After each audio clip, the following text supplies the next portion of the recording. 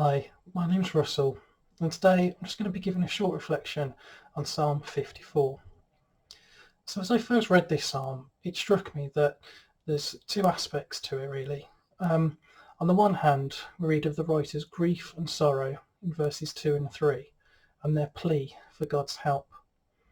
But then, quite quickly, on the other hand, just in verses 6 and 7, we read of praise. In verse 6, I will praise your name, O Lord, for it is good.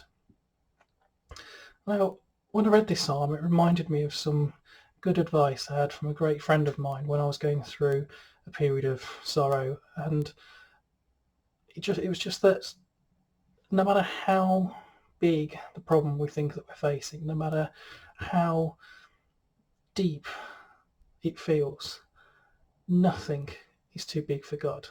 And that as we pray, we shouldn't bring the size of our problem to God, but that we should bring the size of our God to our problem.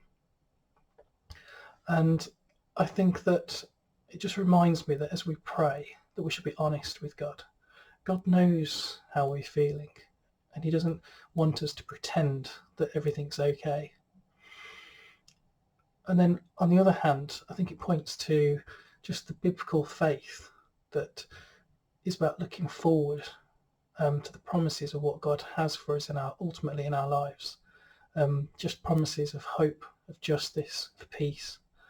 And I just encourage you today that if you're going through grief or sorrow, that in your prayers, just be honest with God. Nothing is too big or too great for him. So have a great week and take care.